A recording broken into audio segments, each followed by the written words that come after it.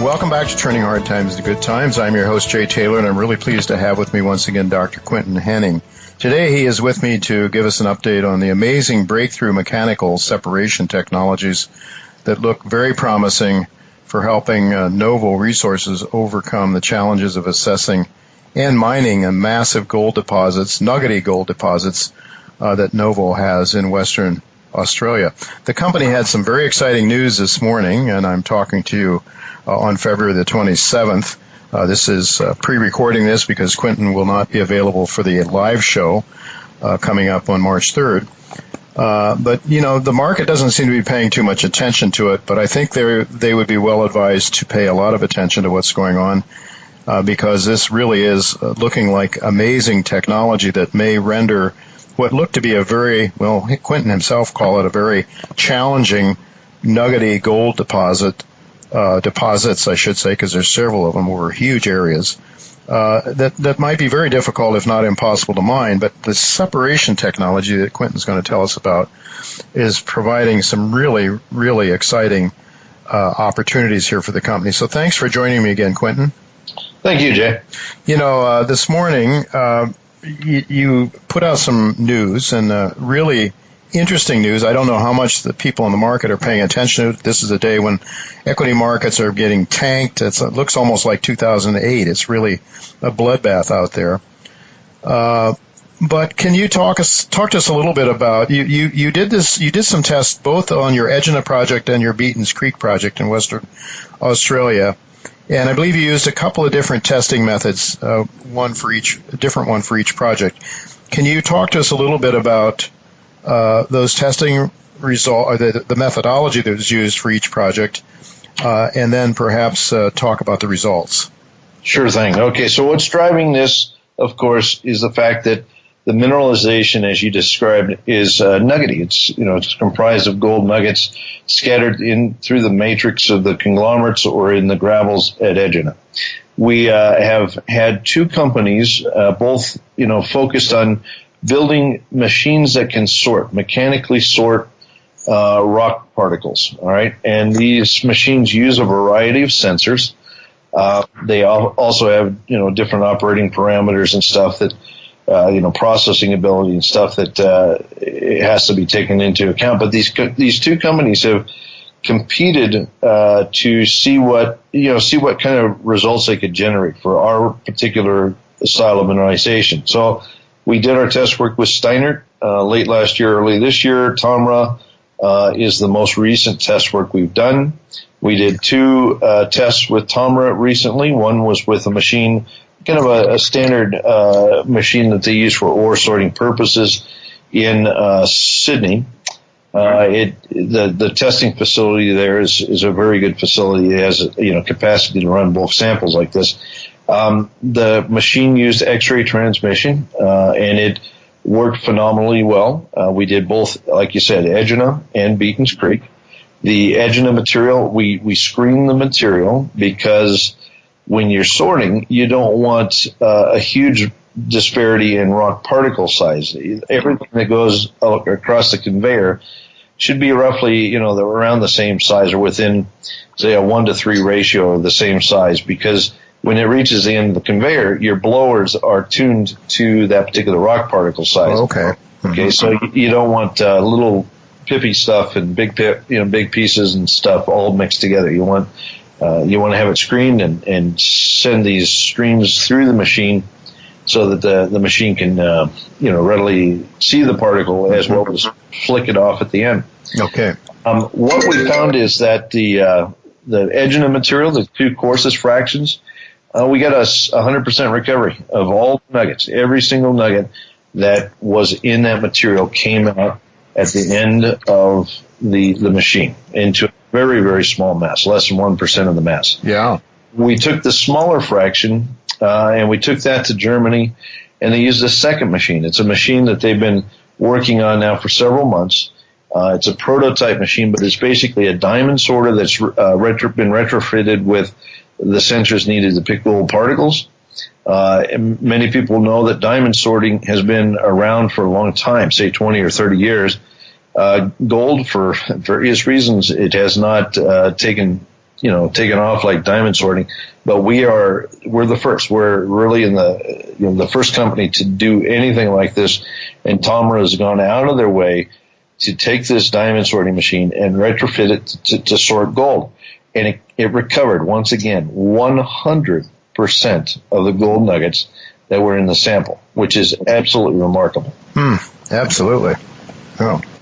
Yeah, so as I understand, you got two Tomra machines, one the standard one, and then for the finer particles, this diamond, like this machine that's created along the same technologies used to separate diamonds, fine, very, very small diamonds. Then you would possibly follow up with the two different Tomra machines. Is that what your thinking is now? That's right. Look, we're now looking at doing field tests. Our initial field test probably at Egina, where these machines work extremely well. But look, the Beaton's Creek results are also very interesting. Okay, so let me describe those if I can. Mm-hmm. At Beaton's Creek, it's conglomerate material, so we have to crush the rock. It's actually rock. It's not loose gravel like Egina. Uh-huh. And so the gold is in the rock particles. It's actually embedded in the rock. Right. Again, we screen the material and then put it through these ore sorting machines, these mechanical sorters. And effectively what they do is they can recognize, and the other thing about Beaton's Creek, the gold's finer. Okay, it's finer grained than Egina. Mm-hmm. Nonetheless, the machine seems to be able to recognize rock particles that have bits of gold in it, and preferentially, sort those out. Okay, so we upgrade the grade of the material by reducing the mass. We basically remove a lot of the waste material, and we're left with this wonderful upgraded concentrate. Concentrate, yeah. And I'll give you the number. So for the 18 to 50 mil fraction, we knocked it down to 47% of the mass, so a little less than half the mass. Uh-huh. We recovered 94% of the gold. Yeah. That's remarkable. For just a machine that's sitting there, picking rock, that's unbelievable. Yeah. In the next fraction, 6 mil to 18 mil fraction, we knocked it down to about a third of the mass. Mm-hmm. And we recovered something around a little over 80%, I believe it was 82% of the gold. Again, a remarkable result. Then we did the 0 mil to 6 mil fraction up in Germany, mm-hmm. awaiting the analyses from that. But we do already know that we reduced the mass dramatically. The mass was knocked down to a small fraction of what we started with. And once we get the analyses, we'll be able to say a little bit more about the recovery of gold. But, Jay, just stop and think about this for a minute. We started out doing this work on our nuggety deposits simply because it just kind of fit, and then these companies come in and they say, hey, let us work with you. Let's try to figure out, how we can optimize this, what machines we can do, what processing abilities we can install in the machines. And all of a sudden we have a processing scheme that can likely work on all of our material. Okay. So not just Egina, not just Beaton's Creek, Karratha, the whole lot, everything we have. Look, there's Virgin Creek, there's Contact Creek, there's projects that we haven't even really dug into very far because of the nuggety nature. And, we're trying to tackle these one by one in a meaningful way. But now we have something that could really unlock things. And it's not just conglomerates, okay? There's a lot of deposits around this planet, many, many gold deposits. They tend to be nuggety, problematic. Some of them are low grade even. Mm-hmm. But this technology will change the gold mining industry. Wow, that's incredible. So, one of the issues here, one of your newest discoveries is that you now have the technology, you believe, to separate the really fine material, more like the stuff that you see at Beaton's Creek. And that was something you were a little concerned about before. That's correct. So back in late 2018, we did our first sorting tests, and they went very well. But we had that smallest fraction, the say minus 6 mil fraction. So 6 millimeters, to put it in perspective, is about a 1/4 inch. So everything less than a 1/4 inch in size, which we call the fines, we couldn't sort at the time. It just wasn't a physical means to put this material through a machine and get it to sort. But like I said, Tomra and Steinert have both kind of bent over backwards to make their machines capable of treating this stuff and the processing ability and so forth, so that now we do. And it's demonstrated by this test work. We can treat the -6 mil fraction. We can treat everything that goes through the crusher. Mm-hmm. So getting to Beaton's Creek here, where you were incredibly, almost perfect over at Egina in getting rid of the mass, the non-gold bearing mass.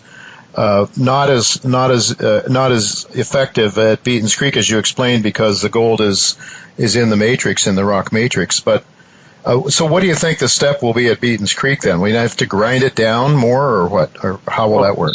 So at Beaton's Creek, the way we see this, we're reducing the mass significantly, which is great. Yeah, sure. Now you have a product that you can once you have to put it through, say, a conventional mill or gravity mill plus CIL or something like this, you're going to make a lot more money on it. Like you're basically not having to process a huge volume of tonnage. Mm-hmm. It doesn't generate return. You're knocking down that tonnage and keeping most of the gold on the first pass through sorting. Mm-hmm. Right? So that just reduces your processing costs dramatically. Sure. It changes the economics of this thing hugely, and the impact of that we don't even know yet. Like we're just getting these results, digesting this information, and the upside is fully, not quite yet fully crystallized. Well, as you say, I think you mentioned just a moment ago that you're probably going to start field tests, probably on a larger scale. Did I hear you right in saying that? That's right. Now, we would like to do field tests, probably start at Egina. It's a simpler avenue for us to go. We have not decided on which company or which machines to use.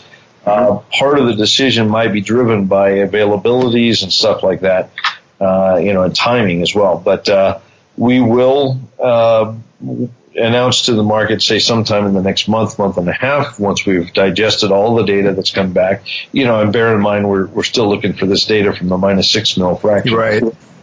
So once we have all that data in hand, we evaluate everything and look around and see what machines are available. We do plan on deploying one of these for field testing this year. To scale up a little bit to see about the potential for a commercial potential. Correct. And when might we get those results? Do you have any timing in mind from the Beaton's Creek results that you're still waiting? Yeah, look, I don't think it'll be too long. The material, like Rob just literally got back to Perth a couple of days ago with I think the concentrates came with him. So I would say within the next couple of weeks, we should have the results and analyses from those materials. And if I can, it seems to me that you may be able to, I guess this will be answered with field tests. I mean, but the idea that you can get rid of so much of the non-gold bearing mass immediately, if you could, then put it right back into the mine site, possibly.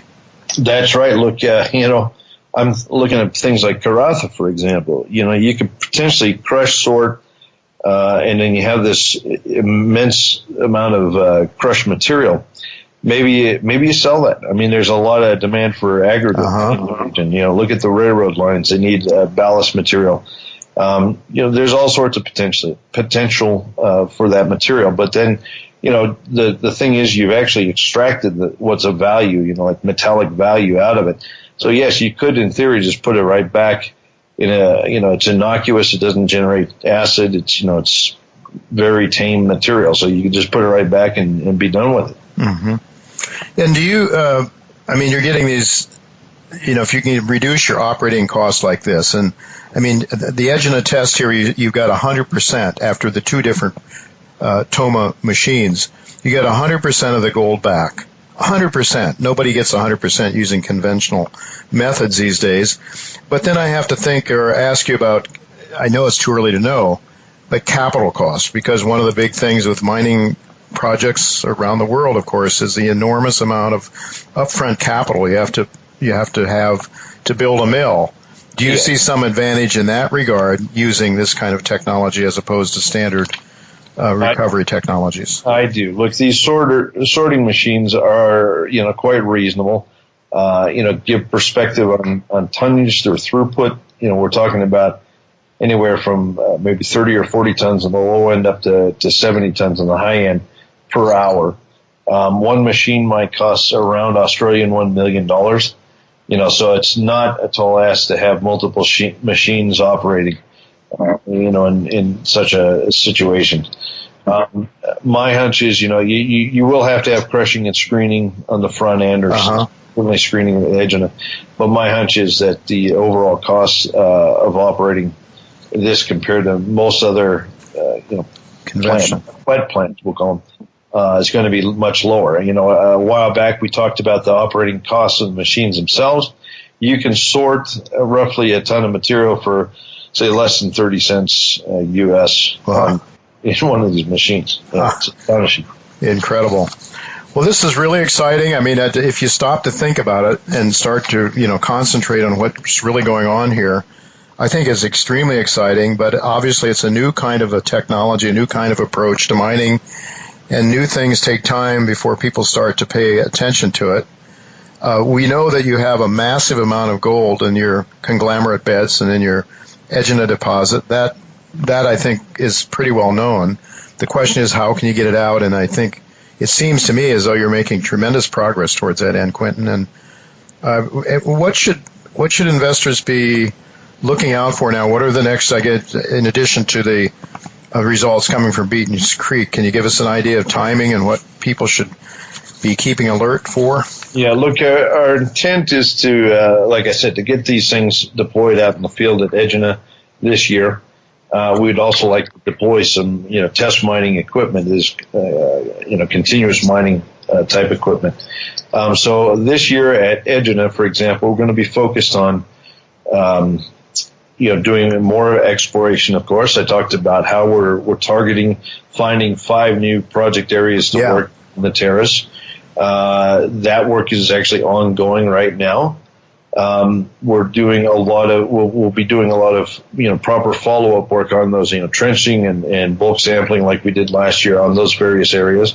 But then we'll also look at deploying, these machines and sorting machines and stuff to see how they operate in the field. Okay, so our goal this year is to really give Egina a test. We want to see if we can make this work, potentially at a commercial level. Beaton's Creek, as people know, we're keeping an eye on some situations there. Hope to have an opportunity, say within about a month and a half's time, once everything is through, the financial process there. Mm-hmm. But we're also looking for opportunity there.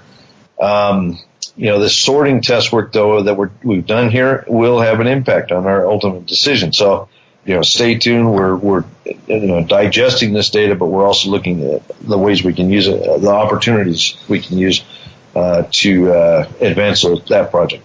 Well, if it turns out the way it seems to me it could, I think investors are going to be well advised to keep an eye on things, because it looks like it could be a very large, profitable operation in the future. Of course, a lot of work to be done, and before we can say that for sure, but it sure does look promising. Thank you so much, Quinton, for being with us again, and we'll look forward to talking to you again in the near future to keep up with this story. Thank you, Jay.